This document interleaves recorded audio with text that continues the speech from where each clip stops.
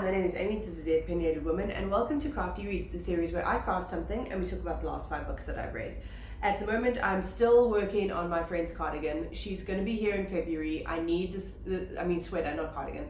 I need the sweater to be done, so I'm just constantly making these little green squares. So that's what I'm going to be working on, and we're going to talk about some good old books. There are more audiobooks and ebooks on here, like I warned you about the last time. So I've only got one physical book to show you, but I'm just going to put the covers up here so you can see. The first book that I read was A Killing Cold by Kate Alice Marshall. I read this on ebook. Kate Alice Marshall writes some really good thrillers. Like, her last couple of thrillers that I've read from hers have been okay. This one was a really good one. So following our main character Theo, who is engaged to this man called Connor, and he's quite wealthy. His family have this sort of like getaway that they go to. They've got this cabin, or they've got a lodge, and then it's got like 4 or 5 cabins on the property that each individual family member lives in, or like family group lives in. Whenever they go up twice a year. And this time it is in the snow, because they are there for Christmas, and Theo is going to meet the family, and they're very, very cliquey. They're very much like, we don't want strangers in our, like, at our lodge or whatever. But she's going to be marrying Connor, so he wants to introduce her to the family. And we know from the very beginning that Theo, there's some questions around who Theo is exactly, because he doesn't remember her life from 0 to 4. They don't know what happened to her in her life from 0 to 4, and then she knows that she got adopted by these very, very strict and very abusive people. So she doesn't know about a lot of her history. She doesn't know, and she wants to know about her mother, but she doesn't know anything about her. And once they get to the lodge, she starts getting messages telling her to leave Connor alone, like multiple messages warning her off, telling her to go away, telling her to get away from the family, and she's just ignoring them because she just thinks someone is messing with her. And she meets the whole family. We get to know the family. They are a weird bunch, and we start to see that there's a connection between her past and this place. She goes into this one cabin and she finds a picture of herself with Connor's dad, who passed away when he was a child. And it's her as a child with Connor's father at this lodge. And she's like, wait a second, what is the connection here? How have we made this connection? Why am I in a picture with Connor's father? And she starts to try and work out through some clues, and like talking to different family members, trying to find out about her own history and what the connection is between her and this. And it's got some really, it's like a medium pace, and then it like amps up when there's some really dramatic scenes, and it's really thrilling, and the twists are brilliant. And it's just like, it's also got like a little bit of grossness, like there are like murders and stuff like that happen in this book. And I just found it really compelling, and I loved the way that she wound through the story, trying to make this connection between her and this family that she's only just getting to know, who are not very friendly towards her. And it was just, I was really excited to sit down and read this so that I could find out what was happening, because it was really, really engaging. So I really liked this one. I think I'm going to keep on reading Kate Alice Marshall's thrillers, because I think she's just getting better and better.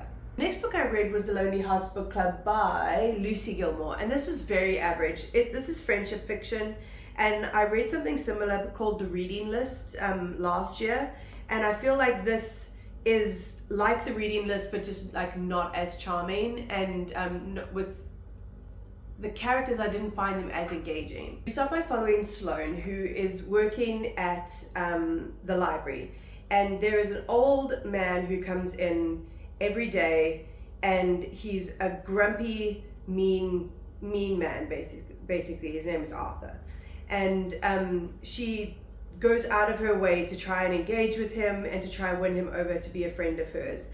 And then she starts to realize that he hasn't been in for a few days, and she starts to get worried about him, and she uses the library computer to find out where he lives so she can go and find out if he's okay, because she's worried that he's died because he's a very old man.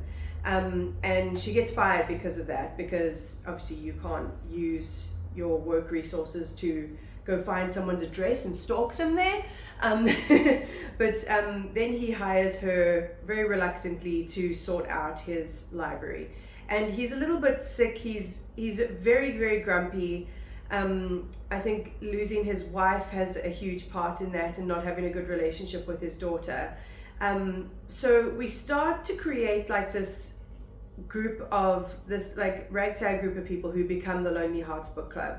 It's Sloane, Arthur, and the woman who lives across the road, and then Arthur's grandson, who has been sitting outside Arthur's house in his car but hasn't plucked up the courage to actually go in there yet, because he's been very distant from his grandfather, but his mother has recently died and she wanted them to rekindle their relationship. So we get this sort of like this cute little weird odd friendship group. Oh, and one of the people that Sloane used to work with at the library. So it's a really weird group of people, but it's kind of sweet, but it's also like kind of boring. We get chapters from all of the different people's perspectives, but they're not intermingled. They're like all in one big chunk. So we sort of like lose what's happening with the other person because we're not going back and forth between different people, which I think would have been more successful for this. So if you're looking for something that's related to books, especially libraries, and it's friendship fiction, I would recommend reading this by Sarah Nisha Adams rather than this one. The next book I read was The Stars and the Blackness Between Them by Junauda Petrus. This is a YA about two girls, Audra and Mabel. And Audra, we start off, because we alternate chapters between these two girls. And Audra lives in Trinidad, and she gets caught with a girl by her mom. And her mom flips out. She's super homophobic. And she insists on sending her away to live with her father in Minneapolis. Yeah, Minneapolis. And so she has to go live with her father, who she hasn't spent very much time with, but who's a very loving man.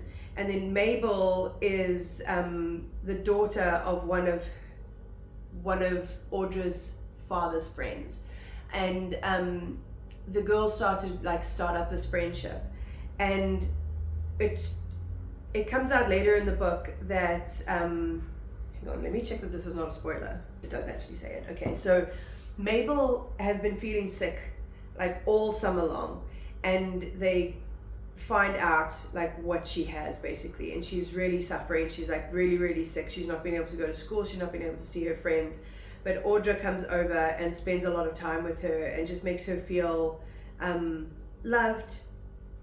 And they also start at a little bit of a romance while spending so much time together. They just realize that they are really connected to one another, and it's really beautifully done. It's very sad because I picked this up from a secondhand bookstore because I knew that I'd put this on my TBR freaking years ago and had no idea what it was about when I went to go into reading it. I just knew that it was on my list, so I needed to grab it. And it was heartbreaking, and it's beautifully written, and the way that it ends is like kind of fantastical, and I really, really loved it. I just thought it was a beautiful way to end off this book that could have been so tragic by the end, but because that fantastical element comes in, it's like so much more interesting. But yeah, beautiful book, beautiful writing. Don't be scared off just because there's a sick child in it. Then I read Wishlists Leads to This by Kay Clare, and I'm a big fan of Kay Clare. They are a Cape Townian writer, and he's got a series going which started with All Roads Lead to This, which was one of my favorite books of last year. And Wishlists Lead to This is the next book in the series, following some of the side characters from the first book. So we're following Seb, who is Cedric from the first book's roommate. And we're following JJ, who used to hook up with Cedric's boyfriend back in the day because they were surfers and they knew each other.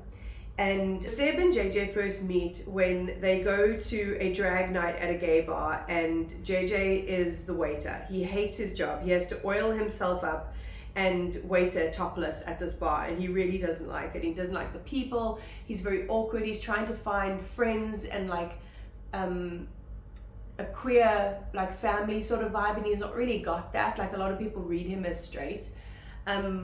And he finds out about this list that Seb has. Seb has this wish list that he wants to complete before his birthday, because he doesn't really have great times with his birthday, because him and his family are not very close. So he wanted to make it more exciting by having this wish list that he wanted to execute. So they meet there, and they plan to go kite surfing. Because that's one of the things on Seb's list.